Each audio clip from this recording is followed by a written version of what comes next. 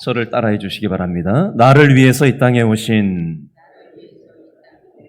예수님을 바라볼 때만 소망이 생깁니다. 믿으세요? 우리 옆 사람에게 믿음의 말을 건네도록 하겠습니다. 누구하고 얘기할지 골라 잡으세요. 옆에. 자, 골라 잡으셨어요? 자, 이렇게 얘기합니다. 예수님에게만 소망이 있습니다. 잘 오셨습니다. 손을 이렇게 드시고 앞뒤 좌우에 돌아보시고 환영합니다. 뒤도 보시고 옆도 보시고 반갑습니다. 잘 오셨습니다. 여러분 영화나 드라마 좋아하세요? 관심 없어요? 오직 성경만 봐요? 저는 서재에서 실내 자전거를 놓고 운동을 할 때마다 영상을 드라마도 보고, 요즘은 드라마 안 보는데 영화도 보고, 세계 테마기행 여러 나라도 여행을 하고 그렇게 하는 걸 제 취미생활로 삼고 있습니다.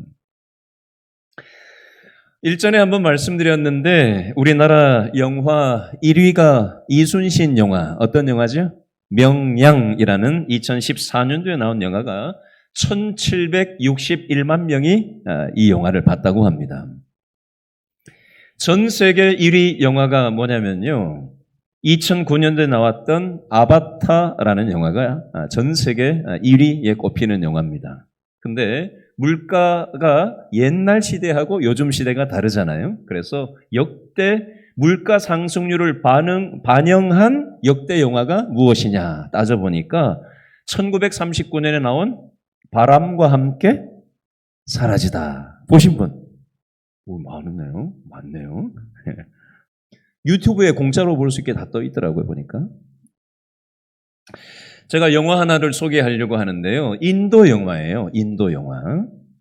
마운틴맨이라는 영화인데요. 우리나라에는 2017년에 개봉됐는데 한번 보신 분 손 들어보세요.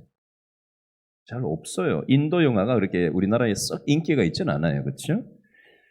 이 마운틴, 영어로 마운틴은 우리나라 말로 산이라는 뜻이잖아요. 그죠? 맨은 뭐예요? 남자라는 뜻이네요. 산, 사나이, 산, 남자, 뭐 이렇게 번역을 할 수 있는 영화 제목인데요. 실제 있었던 실화를 바탕으로 이 영화가 만들어졌다고 합니다. 주인공은 다시라트 만지라는 사람인데 1934년에 태어난 사람이에요. 인도에서. 그래서 2007년도에 사망한 사람입니다. 인도 북동부의 마을에서 살고 있었던 사람인데요. 아내를 만나가지고 결혼해서 행복하게 오순도순 잘 살고 있었다고 합니다. 그러던 중에 일하고 있는 남편에게 도시락 배달을 하려고 아내가 도시락을 싸가지고 일하고 있는 남편을 향해서 가던 중에 돌에 걸려 넘어져서 낭떠러지에서 굴러 떨어져서 크게 다치는 일이 있었다고 합니다. 우리나라 같으면은 다치면은 어떻게 해요? 전화해가지고 119 불러가지고 빨리 병원에 가서 조치를 빨리 하면 되잖아요. 그런데 나라가 어느 나라예요? 인도란 말이에요. 그렇죠? 그리고 이게 옛날 일이에요, 벌써. 그리고 문제는 이 동네에 마을에 큰 돌산이 있었는데 하도 험해가지고 사람들이 지나다닐 수 없는 돌산이 있었는데 거기로만 빨리 직선으로 통과하면은 병원이 가까이에 있는데 길이 없다 보니까 돌아서 가다 보면 80km를 돌아서 병원에 가게끔 되어 있는데 문제는 교통도 제대로 없는 동네였던 거예요. 아내가 낭떠러지에 떨어져가지고 큰 부상을 입었는데 80km 거리를 가야 되는 데다가 교통편도 없다 보니 이게 빨리 조치가 되지 못해서 결국은 아내가 사망하고 말았습니다. 행복하게 살던 이 가정이 이렇게 어려움을 당하고 나니 이 남편이 얼마나 한이 됐는지 그 돌로 된 산이 너무나도 원망스러웠었나 봐요. 저 돌산만 아니었다면 내 아내를 구할 수 있었을 텐데. 그래서 이 남자가 어떻게 했는지 아세요? 정 하나 하고 망치 하나를 딱 들고 22년 동안 새벽 4시에 일어나가지고 22년 동안 새벽에 가서 돌산을 정 하나 가지고 망치로 깨고 또 낮에는 먹고 살아야 되니까 농사를 짓고 또 밤 늦게까지 또 가서 할 수 있는 대로 돌산을 정 하나 가지고 망치 하나 가지고 깨면서 22년을 돌산을 깼대요. 동네 사람들이 다 미쳤다고, 제정신이 아니라고, 그만 좀 작작하라고 얘기했겠죠? 그러나 그 일을 멈추지 않았습니다. 22년 뒤에 이 돌산에 길이 났어요. 그리고 그 길을 통해서 많은 동네 주민들이 이제 지나다닐 수 있게 되었다고 합니다. 이 소식을 인도의 주 정부가 감동을 받고 이 사람에게 상을 내리려고 했는데 이 사람은 내가 할 일을 했을 뿐이다 라고 하면서 극구 사양을 했다고 합니다. 그 대신에 이 도로를 포장을 좀 해달라라고 해서 이 주 정부가 이 길을 이 사람의 이름을 따서 다시라트 만지로라고 하는 길로 명명했다라고 합니다. 여러분, 이 이야기를 들으면서 어떤 생각이 드십니까? 여러분, 새로운 길을 개척한 누군가에 의해서 많은 사람들이 혜택을 입게 된다는 겁니다. 이번 주 토요일 날 개통되는 노선이 하나 우리나라에 있어요. 어떤 노선인지 뉴스 보셨죠? 수도권 광역 급행 철도 GTX A 노선이 동탄에서 수서역까지 이번 주 토요일 날 새벽 5시 30분에 개통이 된다고 합니다. 종전에 1시간 20분 걸렸던 길을 이제 GTX A 노선을 타면 동탄에서 수서까지 20분 만에 올 수 있는 시대가 열렸습니다. 올 12월 달에는 파주 운정시에서 서울역까지 종전 1시간 10분 걸리던 거리를 이제 올 12월이 되면 20분 만에 서울역까지 올 수 있는 시대가 됐고요. 4년 뒤에 삼성역이 개통을 하게 되면 파주 운정 신도시에서 동탄역까지 50분 만에 갈 수 있는 그런 시대가 열린다고 합니다. 새로운 길을 개척하는 그 누군가에 의해서 많은 사람들이 혜택을 받는다라는 걸 제가 지금 도입으로 말씀을 드리고 있습니다. 자, 제가 이 얘기를 왜 하고 있는지 아세요? 장황하게. 여러분, 인류 역사에 가장 완전하고 복된 새 길을 열은 분이 누굴까요? 바로 예수님이십니다. 인류 역사의 모든 사람들에게 가장 새롭고 복된 길을 열으신 분이 바로 우리가 믿는 예수 그리스도시라는 것입니다. 오늘은 이 새로운 길을 여시기 위해서 이 땅에 오신 예수님의 고난주간이 시작되는 오늘 종료주일로 우리는 예배를 드리고 있습니다. 예수님이 이 땅에 새 길을 여시기 위해서 예루살렘에 입성하는 날을 기념하는 주일이 바로 종료주일인데요. 왜 이름이 종료주일이냐? 이스라엘 백성들이 길가에 도열을 해가지고 예수님이 어린 나귀 새끼를 타고 예루살렘에 들어오실 때 종려나무 가지를 들고 흔들면서 환영을 호산나 호산나 환영을 했다고 해서 종료주일이라고 이름이 명명된 것입니다. 오늘 우리가 읽었던 마가복음 15장에 보면 예수님이 새 길을 여시기 위해서 이 땅에 오셔서 십자가 지시면서 죽으시는 그 순간에 어떤 일이 있었는지를 기록하고 있습니다. 이것을 집중적으로 우리가 조명해 보려고 하는 것입니다. 마가복음 15장 37절, 38절을 다 같이 한번 더 읽어볼까요? 마가복음 15장 37절, 38절 다 같이 시작. 예수께서 큰 소리를 지르시고 숨지시니라. 이에 무엇이? 성소 휘장이 어디에서 어디로? 위로부터 아래까지 어떻게 됐다고요? 찢어져 둘이 되니라. 무엇이? 성소 휘장이 위에서부터 아래까지 찢어서 둘이 되었다. 라고 성경은 기록합니다. 예수님이 십자가에서 죽으심과 동시에 위에서부터 밑까지 성소의 휘장이 찢어졌다라고 하는 이 내용을 제가 설명을 좀 하겠습니다. 여러분, 이 성소 휘장의 두께는 15cm였습니다. 15cm. 15cm면 어느 정도인지 제가 한번 보여드릴게요. 자, 성인 남성의 손끝 여기서부터 요 팔꿈치까지를 한 규빗이라고 얘기합니다. 성경에 나오는 규빗이라는 단위가 45cm인데요. 성인 남자 손끝에서 팔꿈치까지가 대략 한 45cm쯤 돼요. 더 긴 사람도 있고 더 짧은 사람도 있겠지만 대충 45cm쯤 됩니다. 3등분 해가지고 15cm가 제가 자로 어제 재보니까 여기까지가 15cm예요. 여기서부터 여기까지. 자, 요만큼이 15cm인데, 자, 지금 방금 성경 읽은 38절에 성소 휘장의 두께가 15cm였다는 거예요. 자, 이걸 찢으려면 어떻게 해야 되느냐? 소 2마리를 이 15cm 이쪽과 이쪽에다가 해서 잡아 당겨도 이게 안 찢어지는 정도의 강도랍니다. 이건 뭘 얘기하는 거냐면 사람의 인력으로, 사람의 힘으로는 성소 휘장이 찢어질 수 없다는 얘기예요. 그러면 예수님이 십자가에서 죽으시면서 성소 휘장이 위에서부터 밑으로 찢어졌다는 것은 사람이 찢은 게 아니라 하나님께서 찢으셨다는 기적적인 사건임을 오늘 성경은 얘기하는 거고요. 이 모습을 지켜본 마가복음 15장 39절에 백부장이 이 모습을 보면서 이 사람은 하나님의 아들이구나 라는 것을 깨닫게 되는 고백을 백부장이 이 상황을 보고는 얘기하고 있습니다. 예수님이 십자가에 새로운 길을 인류를 위해서 열으셨다라는 것을 볼 수가 있습니다. 여러분, 전 세계 사망 원인 1위인 질병이 무엇인지 아십니까? 우리나라 국내 사망 원인 2위에 해당합니다. 뭘까요? 심혈관 질환입니다.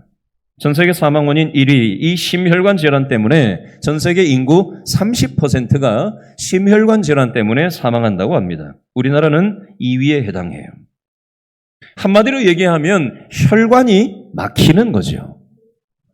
혈관이 막혔을 때 제가 자료를 찾아보니까 6시간 안에 막힌 곳을 뚫는 치료를 받아야 된답니다. 근데 시간이 지체가 돼서 많이 지나버리면 뇌세포가 회복되지를 못한대요.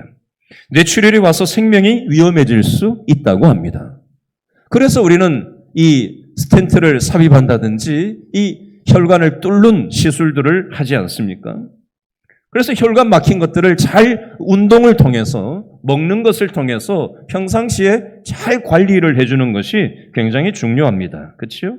자, 몸만 이런 게 아니고요. 우리의 영혼도 막힌 것이 있으면 뚫어줘야 되는데 여러분, 우리 인간은 이 세상에 태어날 때 하나님이 처음 우리 인간을 창조하실 때 하나님의 형상으로 창조되었어요. 처음에 창조하셨을 때는 이 땅에 죄가 없었어요. 그래서 에덴 동산에서 완벽한 상태에서 죽음도 없고 슬픔도 없고 스트레스도 없고 인간관계가 깨져가지고 뭐 힘들 일도 없는, 먹고 살기 위해서 힘써도 되지 않는 완벽한 상황이 바로 에덴 동산에 하나님이 인간을 처음 창조했었을 때 하나님의 형상대로 창조된 완벽한 상태였습니다. 그러나 인간의 죄와 욕망으로 인해서 하나님과 인간과의 관계가 막혀버렸어요. 혈관이 막힌 것처럼 죄가 하나님과 우리 인간과의 사이를 막아버렸어요.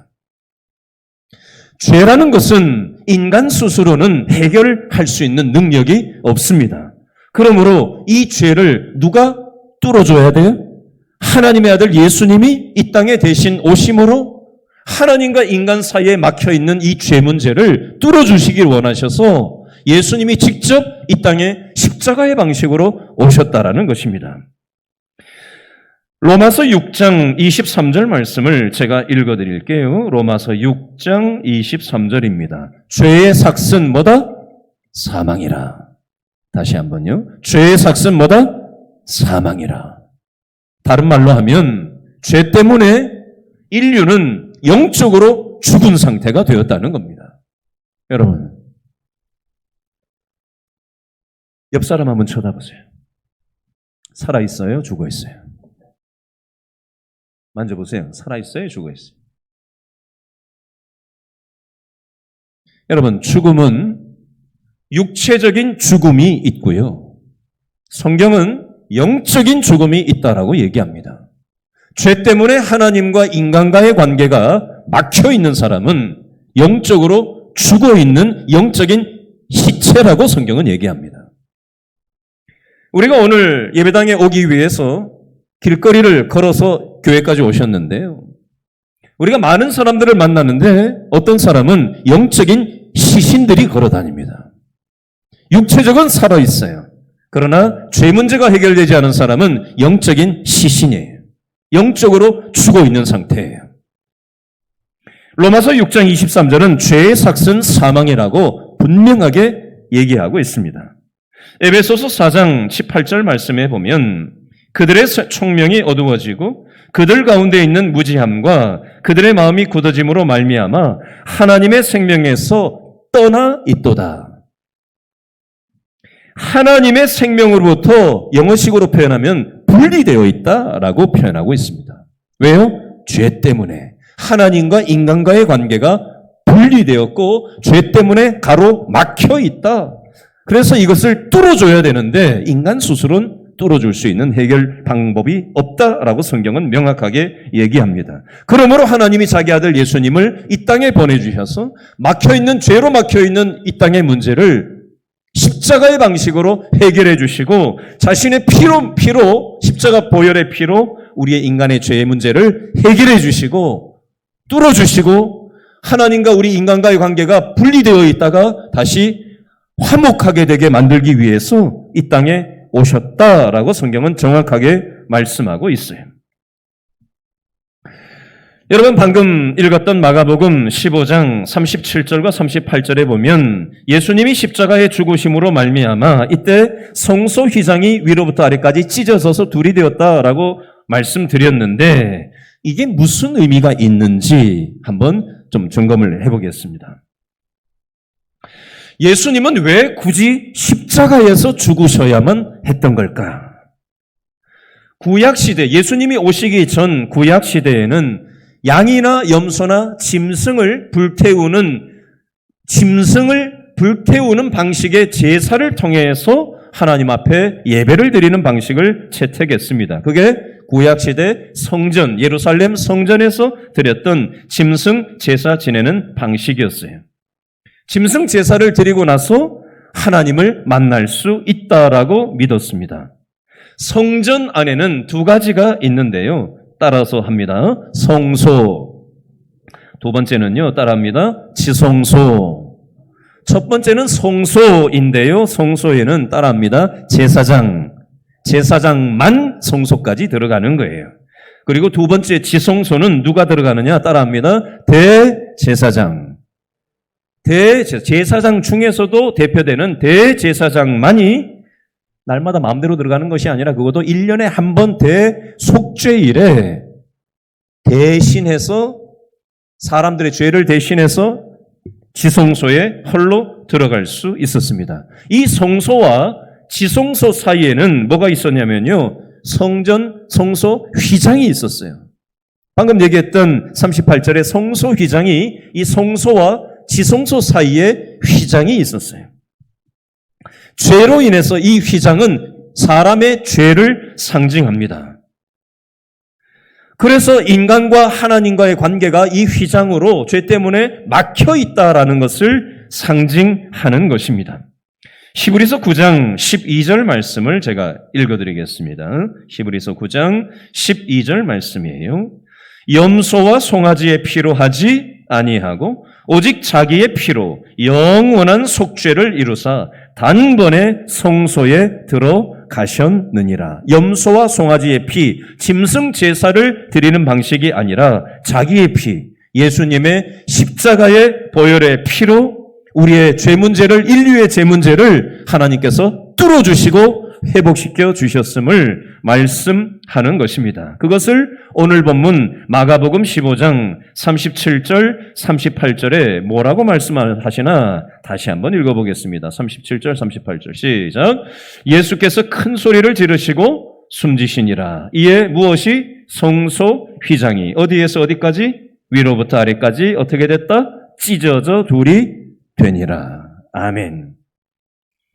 이것으로 인해서 더 이상 짐승 제사를 드리지 않아도 되고 대제사장이 백성들의 죄를 대신해서 지성소에 1년에 한 번씩 들어갈 필요가 없고 예수님의 십자가를 믿는 모든 사람들이 직접 하나님 앞에 나가서 기도할 수 있게 되었다라는 사실입니다.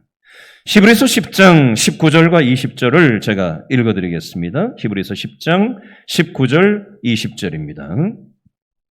그러므로 형제들아 우리가 예수의 피를 힘입어 성소에 들어갈 담력을 얻었나니 그 길은 우리를 위하여 휘장 가운데로 열어놓으신 새로운 살 길이요 휘장은 곧 그의 육체니라. 예수님의 십자가 피 때문에 우리는 성소에 직접 나아갈 담력, 믿음을 얻게 되었다라는 것이고요. 그 길은 우리를 위해 휘장 가운데 열어놓으신 새로운 살 길이 되었고 휘장은 바로 예수님의 육체를 상징하는 것이라는 거예요. 휘장이 찢어졌다는 것은 예수님이 십자가에서 자신의 몸을 찢으시면서 십자가에서 대신 우리를 위해서 죽어주셨음을 상징하는 것입니다. 이것을 통해서 우리가 죄 문제가 해결되고 우리는 하나님께 직접 나갈 수 있는 그런 은혜를 입었다라는 사실입니다. 이것을 로마서 5장 10절에는 이렇게 말씀합니다. 로마서 5장 10절 읽어드릴게요. 곧 우리가 원수 되었을 때에 그의 아들의 죽으심으로 말미암아 하나님과 화목하게 되었은즉 우리가 아무 자격이 없는 연약한 존재, 십자가의 원수된 삶을 살아감에도 불구하고 하나님의 아들이 십자가에서 죽으심으로 말미암아 우리가 하나님과 화목한 존재가 되는 그런 복을 받게 되었다라고 성경은 말씀합니다. 자, 오늘날 많은 사람들이 하나님을 등지고 살아갑니다. 하나님의 말씀을 가짜않게 여깁니다. 과학기술은 존중하고 AI 시대에 수많은 과학기술이 개발되고 나올 때마다 와 할 줄은 알면서 성경을 구닥다리처럼 여깁니다. 그리고 존중하지 않습니다. 하나님의 말씀을 업수히 여기고 등을 돌리고 살아갑니다. 그리고 자기 스스로 자신의 인생의 길을 이렇게도 살아가고 자신의 인생의 길을 이렇게도 살아가고 자신의 인생의 길을 자신의 생각을 가지고 자신의 돈을 가지고 자신의 커리어를 가지고 무언가 개발시키고 개선시키고 이렇게 사는 길이 최선의 길이라고 여기고 살아갑니다. 이런 사람들을 위해서 잠언 14장 12절에서는 이렇게 말씀해요. 잠언 14장 12절을 읽어드리겠습니다. 어떤 길은 사람이 보기에 바르나 필경은 사망의 길이니라. 사람들이 내 생각에는 이게 맞는 것 같고 많은 사람들이 저쪽으로 와 하고 달려가니까 저게 맞는가 보다 하고 투자를 하고 이게 맞는가 보다 하고 이 길로 살아보지만 인생 스스로 자신의 삶을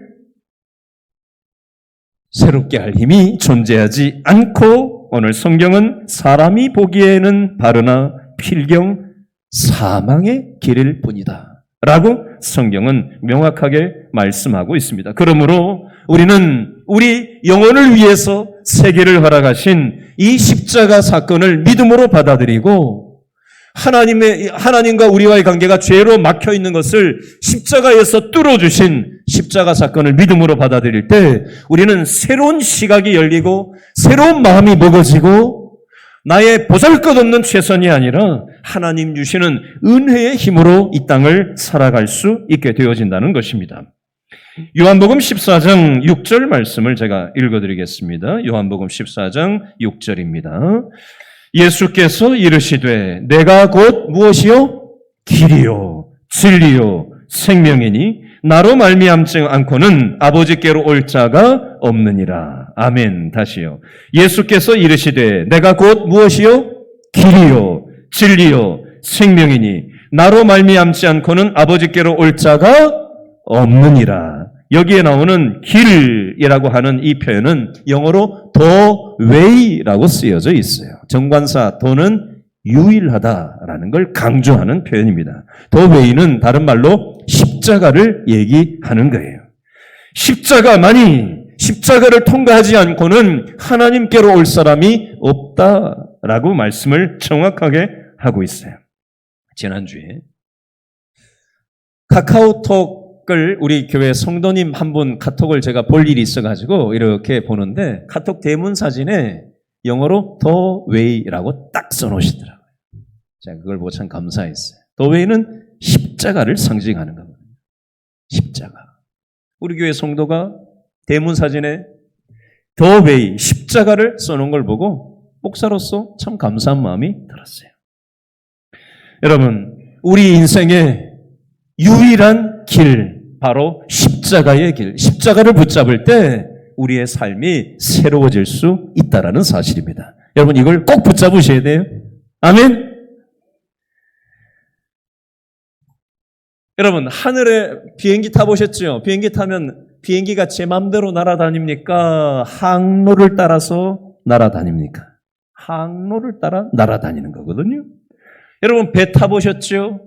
배가 제 마음대로 막 가서 갑니까? 배에도 해로라는 게 있는 거거든요. 제 마음대로 다니다 보면 사고가 부닥쳐서 나게 돼 있어요. 비행기도 찾아보니까 항로를 다르게 해서 높이도 다르게 하고 이걸 부닥치지 않도록 하기 위해서 다 그 방법들이 있더라고요. 여러분, 제가 이 부분을 가만히 앉아가지고 묵상을 하는데 제가 한 2주 전에 읽었던 성경 말씀이 딱 생각이 났어요. 그 표현이 어떤 문장이었냐면요. 세상 모든 사람들이 가는 길이라는 문장이었어요. 어디 있나 확인해 봤더니 열왕기상 2장 2절에 있더라고요. 열왕기상 2장 1절과 2절을 제가 한번 읽어드려 보겠습니다. 열왕기상 2장 1절입니다. 다윗이 죽을 날이 임박하매 그의 아들 솔로몬에게 명령하여 이르되 내가 이제 세상 모든 사람이 가는 길로 가게 되었으니. 세상 모든 길로 간다는 것은 무슨 뜻이죠? 죽는다는 얘기예요. 언젠가 우리는 죽을 때가 있다라는 겁니다. 2년 전 2022년도 통계입니다. 2022년도에 한 해 동안 사망한 한국 사람 숫자가 24만 9,031명이 사망했습니다. 2022년에 24만 9,031명. 길동 인구가 45만 명이니까요. 4만 5천 명이죠. 4만 5천. 45만이 아니지. 강동구가 한 45만 되고 길동이지만 4만 5천 명 되는데요. 길동 인구의 거의 5배? 그죠? 길동 인구의 한 5배 정도가 2022년도에 사망을 우리나라에서 했다는 얘기예요. 하루 평균 우리나라 사망자 수는 1,036명이고요.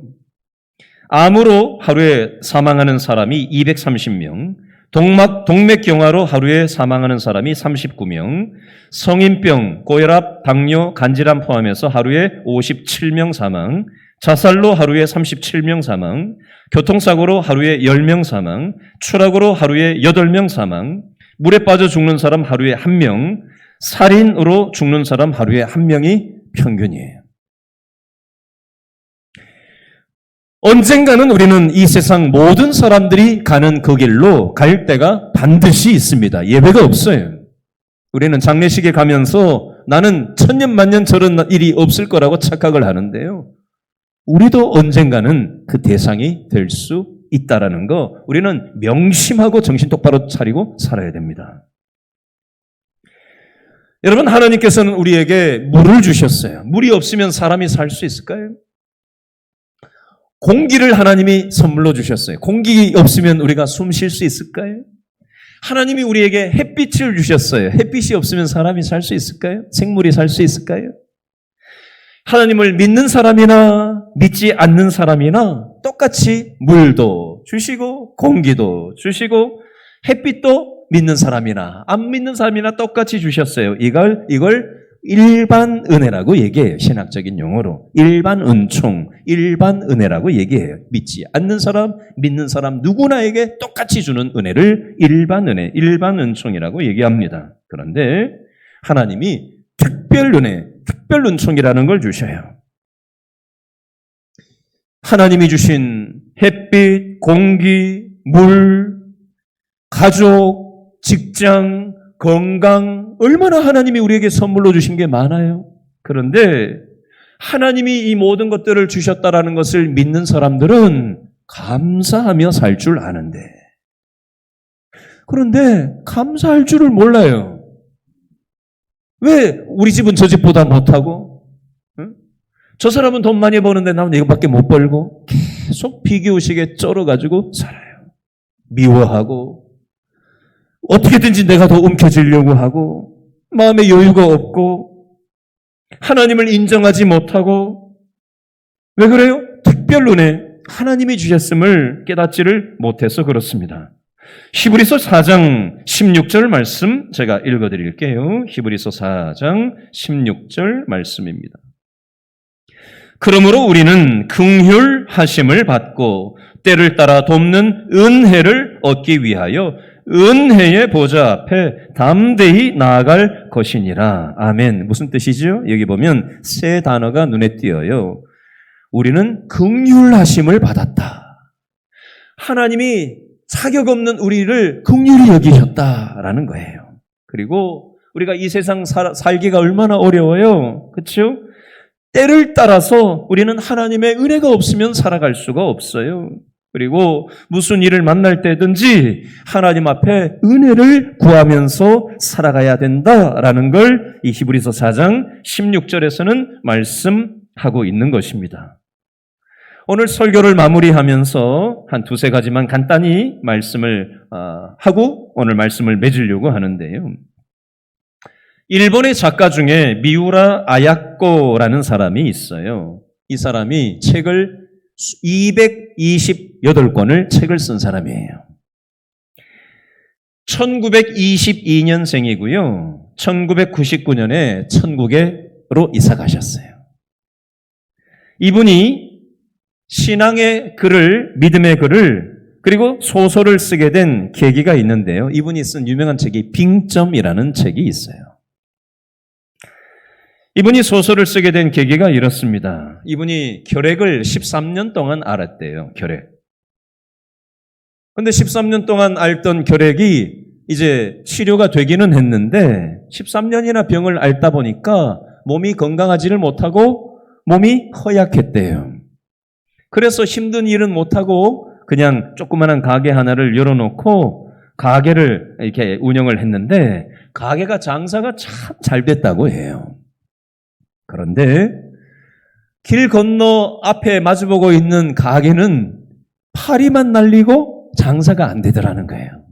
근데 그걸 보니까 마음이 너무 안 됐어가지고 자기 가게에 오는 손님을 앞에 장사 안 되는 파리만 날리는 가게에다가 다 저쪽 가서 사주라고 하면서 다 오는 족족 다 앞집으로 보냈대요.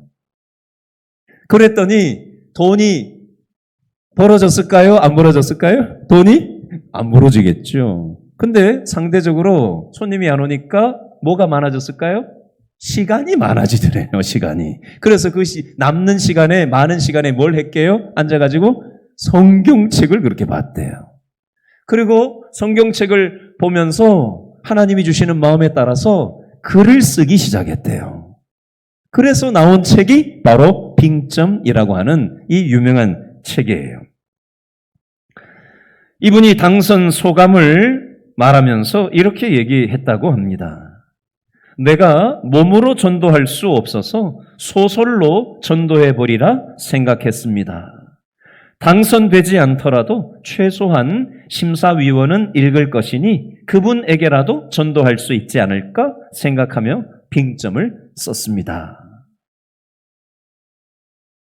여러분, 이분에게도 건강이 약한 면모가 있었고요. 왜 이분이라고 해서 힘든 일이 없었겠어요? 그러나 하나님 안에서 감사하고 기뻐하면서 내가 돈을 더 움켜쥐려고 하는 게 아니라 오히려 파리만 날리는 그 앞 가게에게 손님을 몰아주면서까지라도 하나님이 주시는 은혜를 나누려고 하는 이분의 마음속에 절망 속에 있지만, 아픔 속에 있지만, 건강의 문제가 여전히 있지만 소망 되시는 하나님을 바라보고 믿음으로 은혜로 살아가는 삶이 뭐가 달라도 다르다는 것입니다. 제가 오늘 새벽 예배, 오늘 주일 새벽 예배에 참여하면서 오늘 새벽 본문이 마가복음 14장이었는데요. 말씀을 오늘 설교를 우리 박창선 목사님 하는 설교를 가만히 들으면서 앉아가지고 예배를 드릴 때 제 마음속에 성경 구절이 하나 눈에 들어왔어요. 그게 마가복음 오늘 14장 28절 본문이었는데요. 제가 그 말씀을 마가복음 14장 28절을 보면서 이 생각을 해봤어요. 내용이 이런 내용이거든요. 예수님이 이제 십자가에서 죽으시려고 하는 그 찰나였어요. 그때 함께하던 예수님을 3년이나 따라다녔던 제자들이 이제 너희들 안 죽으려고 다 나를 떠나서 흩어질 거다라는 얘기를 예수님이 하셨고, 그리고 수제자였던 베드로는 예수님을 다 굴기 전에 3번 네가 나를 부인하리라 라는 말씀을 이제 하시는 대목이 이 마가복음 14장 내용인데요. 그 내용, 그 틈바구니 속에서 어떤 문장이 딱 다가왔냐면 이 문장이었어요. 너희들 나중에 갈릴리에서 나를 다시 만나자 라고 얘기하시는 이 말씀이 저한테 훅 들어왔어요. 왜 그랬냐면요. 여러분 한번 입장 바꿔놓고 생각해 보세요. 누군가 나한테 등을 돌린다고 생각해 보세요.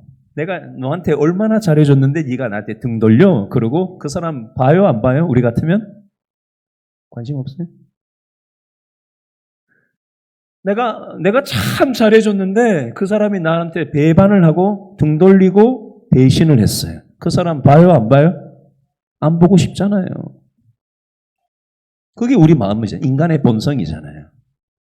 그런데 예수님이 3년 동안 이 12제자를 하고 같이 생활을 먹고 자고 했는데 예수님이 인류를 위해서 십자가에서 죄 문제 해결하시려고 십자가 지신다고 하시는 말씀을 수도 없이 이 제자들한테 했고, 그리고 십자가 지시려고 하는 그 찰나에 제자들이 등 돌리고 배반하고 뿔뿔이 다 먹고 살 길 찾아서 두려워서 자기도 죽을까 봐 다 도망간다라는 사실, 그리고 베드로가 예수님을 3번이나 부인한다는 사실을 예수님이 이미 아셨어요? 모르셨어요? 이미 다 알고 계시면서도 내가 너희들을 안 보겠다라가 아니라, 십자가에서 죽고 나는 끝나는 게 아니라 다시 부활해서 다시 갈릴리에서 너희들을 내가 만날 것이다.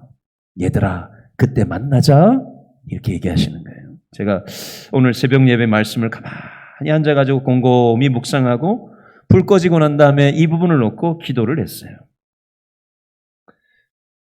여러분, 우리는 이 땅을 살아가다 보면 뒤통수를 맞을 때도 있고, 그렇죠? 배신을 당할 때도 있고, 야, 세상에 믿을 사람이 아무도 없구나.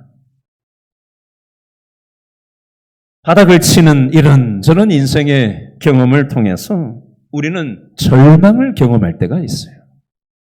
건강이 무너져서 절망이 오신 분도 있겠고, 인간관계가 망가져서 절망이 오신 분도 있겠고, 자식 문제 때문에 절망감을 느끼시는 분도 있을 것입니다. 그러나 우리가 이 땅을 살아가면 답이 없고 절망이 가득한 삶을, 전쟁터와 같은 삶을 우리는 이 땅에 살아갑니다. 그러나 예수님께서 제자들에게 하신 말씀처럼 예수님은 십자가에서 죽고 끝나실 분이 아니라 그 사망 권세를 이기시고 다시 사흘 만에 부활하셔서 답이 없고 믿음이 없고 부족해서 십자가가 무서워서 다 자기 살 길 찾아 도망간 배반한 제자들이지만 예수님은 다시 그 사람들을 만나겠다라고 소망의 말씀을 주고 계신 거예요. 제가 이 대목에서 확 와닿았던 거예요. 조금 전에 일부 예배가 마치고 저한테 문자 한 통화가 왔어요. 일부 예배에 참석했던 성도님이 문자를 보냈어요. 목사님, 저 아무개 성도입니다. 문자가 왔어요.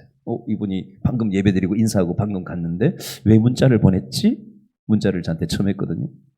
새 가족이에요. 교회 나온 지 얼마 안 되신 분이에요. 아직 학습도 받지 않으신 분이에요. 근데 이분이 목사님 오늘 말씀 은혜 받았습니다. 그런데 제가 이분의 사연을 알잖아요.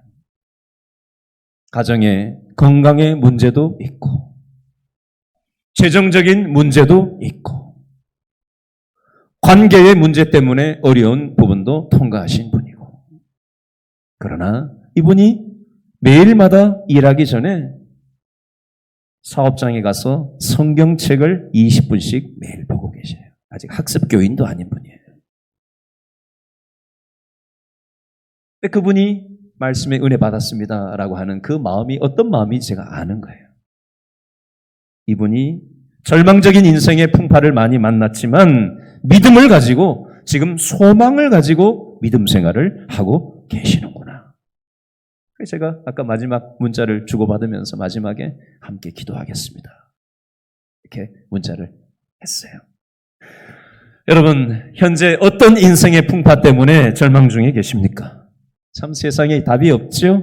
정치를 봐도 답이 없고, 의료계의 현실을 봐도 답이 없고, 교육계의 현실을 봐도 답이 없고, 우리 가정을 봐도 답이 없고, 직장 생활을 들여다봐도 답이 없고, 그 무엇 하나 답이 없는 절망적인 상황을 우리는 살아가고 있습니다. 그러나 하나님께서는 오늘 저와 여러분에게 말씀합니다. 너희들의 답이 없는 삶에 내가 새로운 살 길을 열어주기 위해서 이 땅에 십자가의 방식으로 이 땅에 왔으니 그 사실을 믿음으로 붙잡고 소망을 가지고 답이 없는 이 땅의 삶에 코를 박고 살지 말고 나를 십자가를 바라봐라. 그리고 영원한 삶이 있음을 생각하고 오늘의 현실을 감사하며 자족하며 다른 사람을 소중하게 여기며 남은 삶을 세상 사람들이 다 가는 길로 가기 전에 남은 삶을 소중하게 선물로 살아갔으면 좋겠다. 하나님께서 저와 여러분에게 그 부탁을 오늘 하고 계세요. 기도하겠습니다.